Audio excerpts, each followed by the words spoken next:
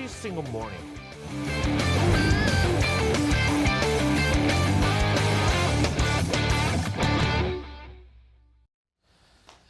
금요일 아침 글로벌 랩 함께 하고 계십니다. 오늘의 글로벌 탑뉴스 첫 번째 기사는 오일과 관련된 내용이 아닙니다. 헝가리 다뉴브강에 유람선 참사가 터졌습니다. 사실은 제가 새벽에 눈을 뜨면 항상 월가 소식부터 보는데 오늘은 아니었습니다. 현지 소식을 좀 체크해봤는데요.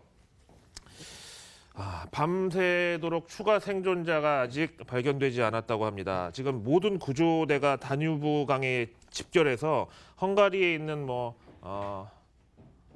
민간 관 그리고 거기도 이제 119 같은 이런 재난 구조대 다 있는데 다 지금 집결해가지고 야간 작업을 벌이고 있고 헝가리 현지 시간은 밤 지금 11시 47분 지나고 있어서 지금 구조 작업에 난항을 겪고 있다고 해요. 거기다가 2주 동안이나 비가 오고 나서 바로 다음 날 이 사고가 나다 보니까 우리 한강도 장마철에 가면 강 물 색깔이 뿌옇잖아요. 좀 이런 상황이고 현지 지금 전문가들은 이제 사고 터진 지 거의 하루 1박 2일이 다 됐는데 생존자가 추가로 나올 가능성은 미니멈으로 본다.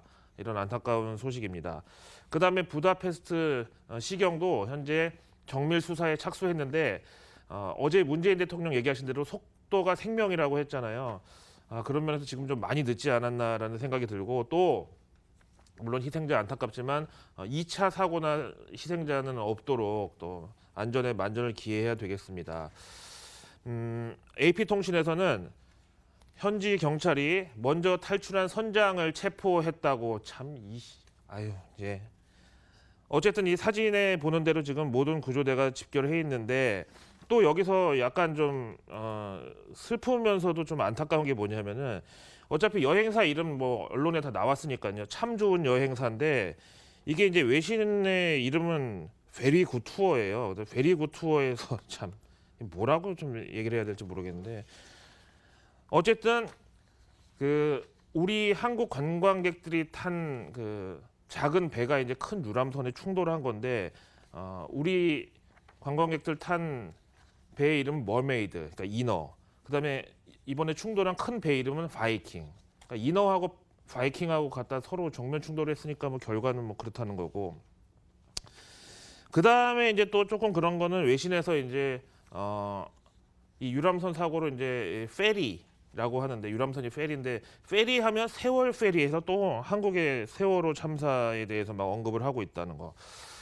조금 잔인하지만 증시 관점에서 말씀을 드린다고 하면은 어제 이 소식 처음 나왔을 때 이제 국내 증시의 반응은 세월호 참사 때하고 상당히 비슷했어요.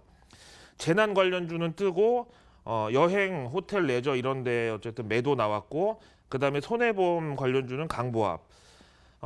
이것 때문에 여행을 안 갈 분도 있겠지만 또 보험을 더 많이 확실하게 커버하자는 또 분위기도 있을 것 같고 이런 상황인데요. 어쨌든 간에 이렇게 테마주는 상시 접근에 좀 유의할 필요가 있다는 점을 말씀드립니다. 자, 이제 요거는 이제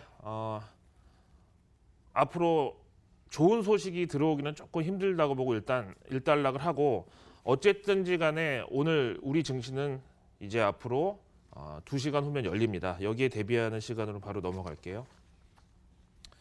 월가의 피로감이 역력했다는 제목하고 미중 간의 설전이 오늘도 이어졌다. 중국은 미국의 이런 관세 시비에 대해서 네이키드 이코노믹 테러리즘 아주 원초적인 경제 테러다라고 테러라는 얘기까지 지금 워딩이 나왔고요. 그 다음에 펜스 부통령은 오늘 인터뷰 자리에서 관세 2배 이상 더 때릴 수도 있다. 필요시에는 관세를 2배 이상 인상하는 것을 고려할 수 있다. 이렇게까지 또 맞불 작전에 나왔습니다.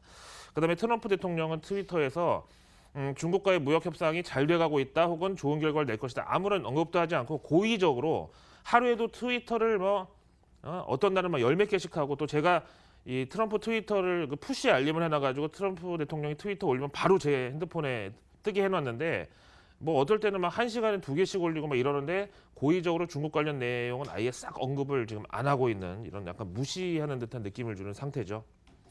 그러면 이제 트럼프의 트위터 정치에 대해서 얘기를 많이 하는데 지금 이제 보신 대로 트럼프의 트위터에서 5월 당시 관세에 대한 어떤 폭탄 언급을 한 이후에 주식하고 채권은 운명이 완전히 갈렸다는 거고, 결국은 지금 미 국채 10년물의 수요가 몰리면서 금리가 하락한 이것도 결국 트럼프 트위터의 어떤 신호등 역할에 기인했다, 이제 이렇게 보고 있습니다. 결국은 결자 해지 차원에서 트럼프의 트위터의 무역 전쟁은 이제 수면 아래로 가라앉을 것이고 잘 해결할 것이다라는 의지만 담겨도 다시 미 국채 수요는 다시 안전자산에서 위험자산으로 빠져나오고 국채 금리는 다시 상승할 수 있다라는 생각을 하게 되죠.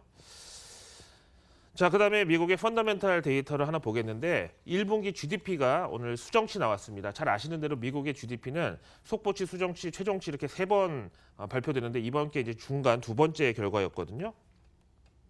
일단은 헤드라인 넘버 자체는 좋았습니다. 게다가 이제 사실은 트럼프 대통령 취임 이후에 GDP 성장률 누가 봐도 눈에 띄게 개선되고 있는 게 확실하고요. 1분기 수정치가 3.1% 나와가지고 지난 첫 번째 결과보다는 0.1%포인트 낮아졌지만 예상치인 3.0보다는 그래도 지표 호조를 기록했습니다. 이번에 이제 특이할 점은 작년 연말부터 이제 계속 뭐 중국과의 무역 전쟁에 대해서 트럼프 대통령이 언급했다 보니까 이 영향으로 수출은 4.8%가 늘고 수입은 2.5%가 감소하면서 과연 이게 미국의 GDP가 맞나? 원래 미국은 수출보다 수입 비중이 훨씬 크고 또 이 GDP 성장세가 높게 나오면 그만큼 수입의 기여도도 크고 이런데 무역 전쟁의 탓이라고 할지 덕이라고 할지 어쨌든 이렇게 나왔고, 그다음에 PC 인플레는 1% 초반대에 그쳐가지고 여전히 연준의 인플레이션 목표치 2%하고는 상당한 거리감이 있다는 느낌을 줬어요. 그러면 이렇게 GDP 호조인데도 왜 오늘 미국 증시는 저렇게 매가리가 없이 하락을 했느냐 하면 시장에 주는 영향력이 거의 없었다. 솔직히 이게 두 번째 나온 수정치 결과인데다가 미중 무역 설전이 오늘 워낙에 시장 심리를 좀 위축시켰다 보니까 이제 GDP 호조에도 불구하고 시장은 여기에 반응하지 않았다라는 것과 또 이면에는 지금 경제 지표라도 안 좋게 나와야 연준이 어떻게든지 비둘기파적으로 나올 텐데 경제 지표가 이 와중에 왜 또 눈치 없이 잘 나왔을까? 이번 주 초에 컨퍼런스 보드에 소비자 심리지수 좋게 나온 거 가지고 또 월가에서 막 괜히 마음에 안 들어했던 것과 비슷한 정황이었죠. 자, 그다음에 오늘 연준 부의장이 연설을 했는데 여기에 대한 엇갈린 시각도 또 시장에서 오늘 관망세를 만들어내는 요인이 됐습니다. 리차드 클라리다 연준 부의장이 오늘 뉴욕 이코노믹 클럽에서 연설을 했는데 저도 이 연설 내용을 직접 보기도 했습니다만 솔직히 약간 반반이었거든요. 그런데 이거에 대해서 블룸버그는 연준 부총재가 금리 인하 가능성에 대해서 문을 열어뒀다.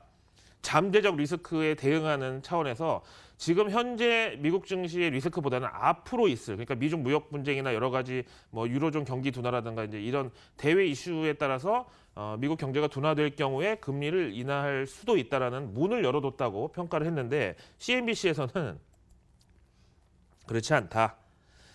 금리 인하와 거리를 뒀다. 경기가 추가 둔화되는 게 명확하게 지표로 증명되기 전에는 금리 인하는 불필요하다는 입장이었다. 이렇게 외신들도 서로 엇갈린 견해를 내놓고 있죠. 어쨌든 지금 트럼프 대통령의 무역 분쟁 성의 있게 협상에 나서겠다는 의지 표명이든 아니면 이게 만약에 요원한다면 연준에서 미국 증시하고 글로벌 경제를 좀 챙겨주는 비둘기파적인 스탠스가 나오기 전에는 당장의 이제 뚜렷한 반등은 좀 힘들다고 저는 애널리스트로서의 시각을 말씀드립니다. 자, 이번 주 마지막 거래일이자 계절의 여왕 5월 마지막 날인데요. 월가 인터뷰 통해서 오늘 국내 증시 외국인들의 투심을 미리 한번 알아보기로 하죠. 월가